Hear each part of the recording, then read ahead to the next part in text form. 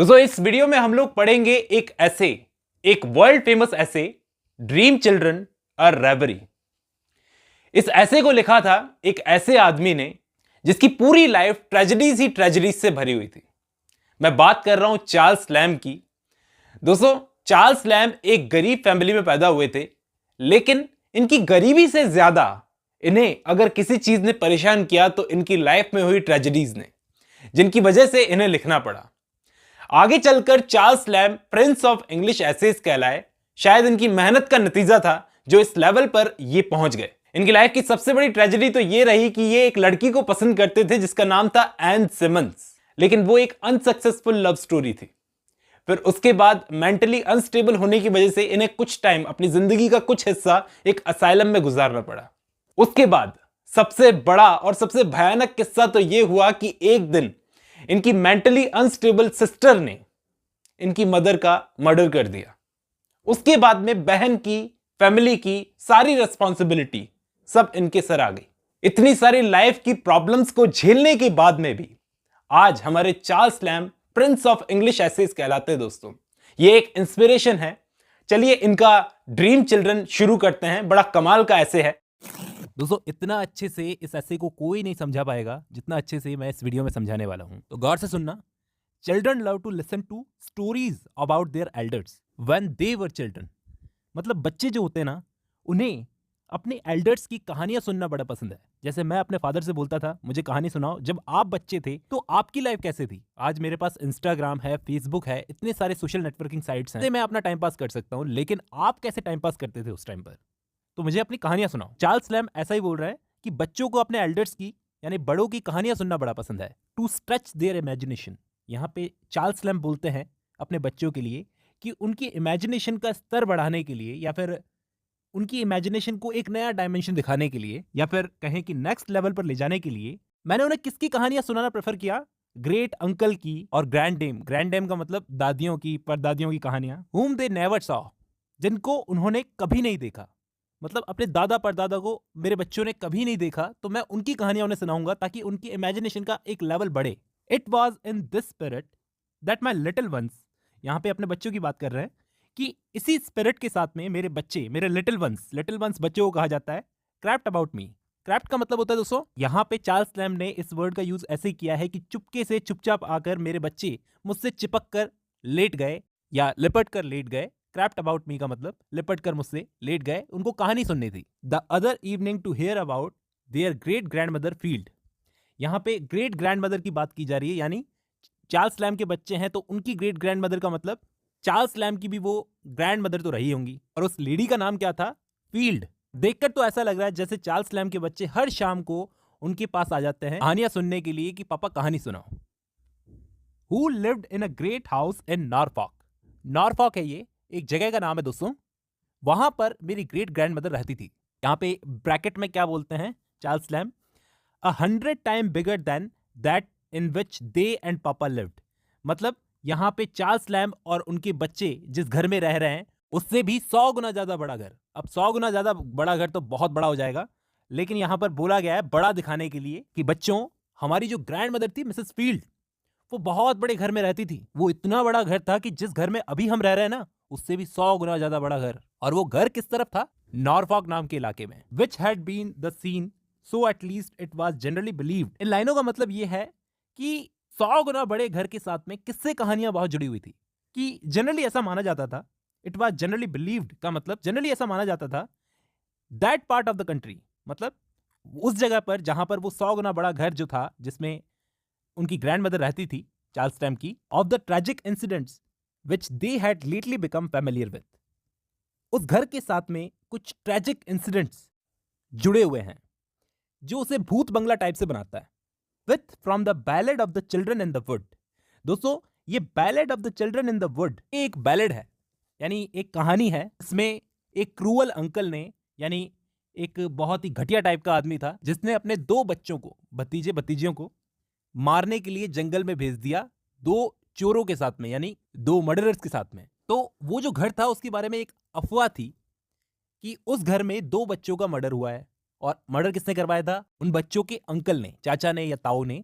ऐसी कहानी है, ठीक है। उस घर के बारे में ऐसी कहानी थी, ऐसा माना जाता था। चार्ल्स लैम्ब अपने बच्चों को बता रहे कहानी को इंटरेस्टिंग बनाने के लिए कि उस घर में 2 बच्चों की मौत का किस्सा जुड़ा हुआ था। यहाँ पर मेरी ग्रैंडमदर रहती थी, मिसेस फील्ड। आगे चार्ल्स लैम्ब बोलते हैं सर्टेन। सर्टेन का मतलब होता है जरूर। It is that the whole story, ये पूरी कहानी जो है, किसकी कहानी? स्टोरी ऑफ द चिल्ड्रन, उन बच्चों की कहानी, एंड देयर क्रूअल अंकल, और उनके क्रूअल अंकल की कहानी, was to be seen fairly. अगर आप उस घर के अंदर जाओगे ना तो आपको वो कहानी दिख जाएगी साफ साफ। कहां पर? Carved out. कार्व्ड आउट का मतलब गड़ी हुई, इन वुड, लकड़ी में, upon the chimney piece of great hall. Great hall में एक चिमनी बनी हुई है, बनी हुई थी, लकड़ी की बनी हुई थी, ठीक है, चिमनी पीस।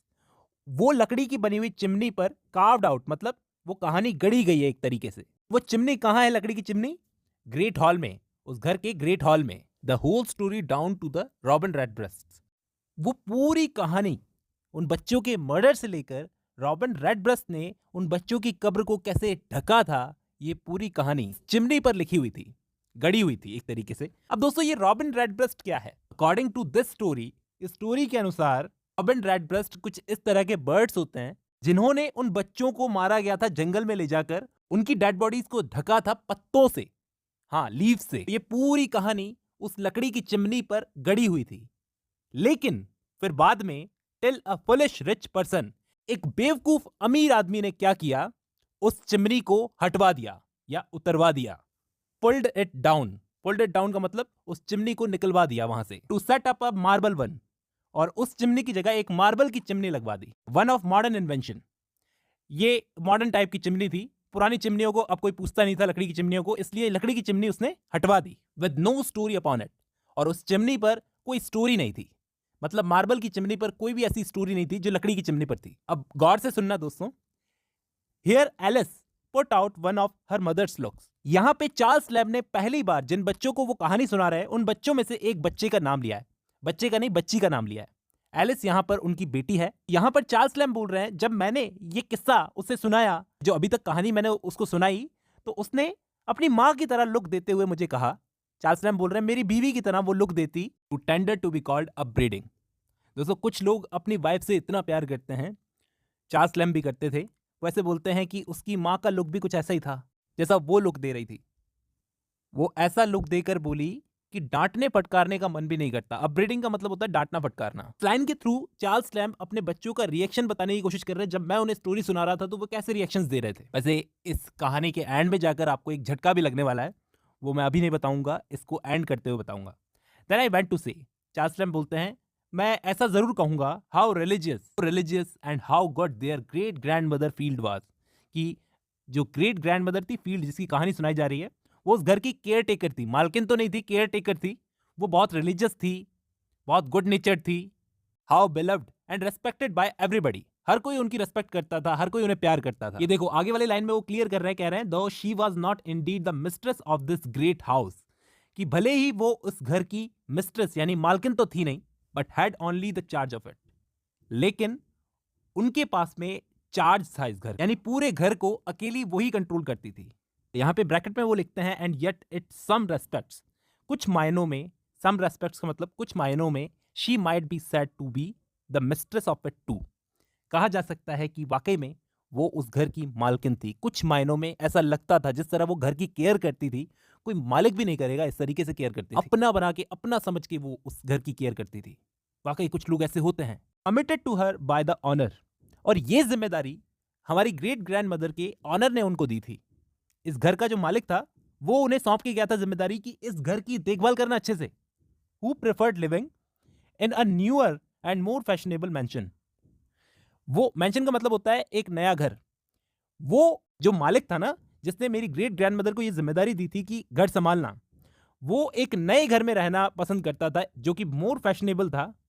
एक मैंशन था, एक आलिशान सा घर था, which he had purchased somewhere in the adjoining country, पास में एक कंट्री में उसने एक नया घर खरीदा था। उस मेंशन की बात की जा रही है, बहुत ही फैशनेबल था, वहां पे जाकर वो रहता था। बट स्टिल, लेकिन फिर भी, शी लिव्ड इन इट, वो ऐसे रहती थी उस घर में, इन अ मैनर, इस तरीके से, as if it had been her own and kept up the dignity of her house in a short while she lived, जब तक वो जिंदा रही ना तब तक उसने इस घर की केयर की, ऐसे ही रखती थी जैसे वो इस घर की ऑनर हो, इस घर का ख्याल रखती थी। विच आफ्टरवर्ड्स, लेकिन बाद में, केम टू डिके, वो घर बर्बाद होने लगा। डिके का मतलब बर्बाद होने लगा, सड़ने लगा। कैसे? पुराना तो बना हुआ ही था तो सड़ने लगा, उसको हटा दिया गया, मतलब एक तरीके से pull down. All its old ornaments, और उस घर के सारे पुराने ऑर्नामेंट्स यानी सजावट की चीजें जो पुरानी पुरानी घर में लगी रहती है, मूर्तियां लगी रहती है, पेंटिंग्स लगी रहती है, तो ओल्ड ऑर्नामेंट्स को क्या किया गया? स्ट्रिप्ड। स्ट्रिप्ड का मतलब है दोस्तों उतार कर ले जाना, यानी उतार लेना। And carried away to the owner's other house, यानी जो नया घर ऑनर ने लिया था उस घर में ले जाया गया पुराने ऑर्नामेंट्स को जो इस घर में लगे हुए थे, पुराने घर में। अब क्या होता है, पुरानी चीजें अगर नए घर में ले जाओगे तो क्या वो शोभा देंगी? नहीं, जो चीज जहां के लिए बनी होती है उसे वहीं रहने देना चाहिए। लेकिन उस घर के ऑनर ने क्या किया, बड़ा फूलिशली उन चीजों को उतरवाया और अपने नए घर में ले गया, where they were set up, और वहां पे उन चीजों को रखवा दिया, लगवा दिया। एंड लुक्ड एज ऑकवर्ड, यहां पे चार्ल्स लैम्ब बोलते हैं कि वो चीजें इतनी ऑकवर्ड लग रही थी, एज इफ समवन, जैसे किसी ने, were to carry away the old tombs they had been lately at the abbey and stick them up in the lady C study gilt drawing room.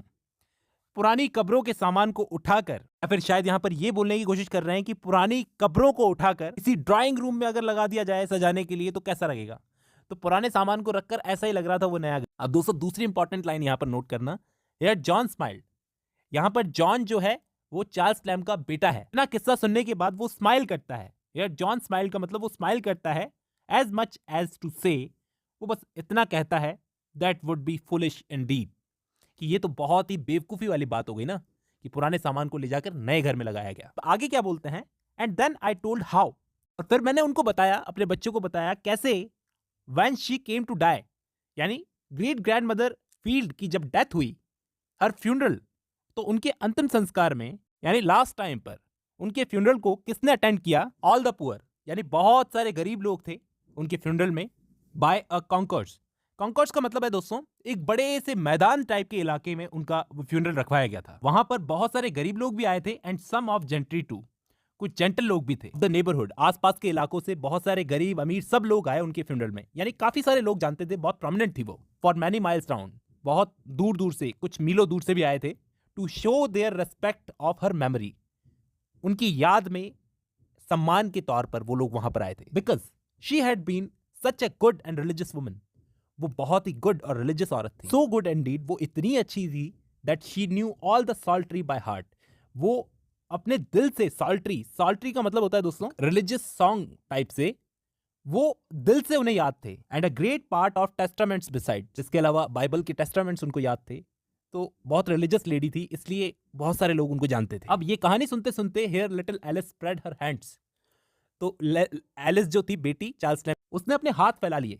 किस लिए? ग्रैंडमदर की ये चीज उसको बहुत पसंद आई थी कि उनकी डेथ पर इतने सारे लोग आए। वाओ। देन आई टोल्ड, यहाँ पे चार्ल्स लैम्ब बोलते हैं, फिर मैंने उनको बताया बच्चों को, what a tall upright graceful person that their great grandmother Field once was, कि बहुत ही अच्छी लंबाई थी उनकी, बहुत ही ग्रेसफुल थी, अपराइट थी, क्या पर्सन थी, क्या पर्सनैलिटी थी उनकी। एंड इन हर यूथ, और वो अपनी जवानी में, she was esteemed the best dancer, वो एक बहुत अच्छी डांसर भी थी अपनी जवानी में, ऐसा माना जाता था। हमारी ग्रेट ग्रैंडमदर एक बहुत अच्छी डांसर भी थी। एंड हियर, और यहां पर चार्ल्स लैम्ब बोलते हैं, Alice little right foot, Alice का जो राइट वाला पैर था, played an involuntary movement till upon my looking grave. अचानक से एलिस ने क्या किया, पैर हिलाना शुरू कर दिया, जैसे वो कहना चाह रही हो कि मैं भी तो अच्छा डांस कर लेती हूँ। इट डिसिस्टेड द बेस्ट डांसर, ऐसा लग रहा था जैसे उसे पसंद नहीं आया कि तुमने ग्रेट ग्रैंडमदर को बेस्ट डांसर बोला, डांस तो मैं भी कर सकती हूँ। आगे चार्ल्स लैम्ब बच्चों को कहानी सुनाते हुए बोलते हैं, it was saying in the country, चारों तरफ ऐसा कहा जाता था, वो बेस्ट डांसर है, मैं नहीं कह रहा हूं, चारों तरफ ऐसा कहा जाता था।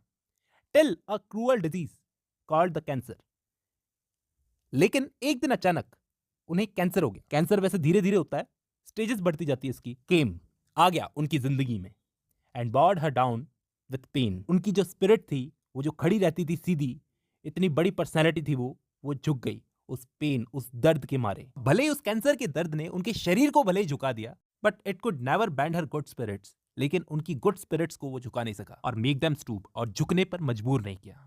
But they were still upright, वो सीधी खड़ी थी, वो अब भी सीधी खड़ी थी। Because she was too good and religious. वो बहुत रिलीजियस थी, बहुत अच्छी औरत थी। अब दोस्तों मैं उम्मीद करता हूं आपको यहां तक ये ऐसे पसंद आया। बाकी का ऐसे हम नेक्स्ट वीडियो में डिस्कस करेंगे। आज की इस वीडियो में बस इतना ही।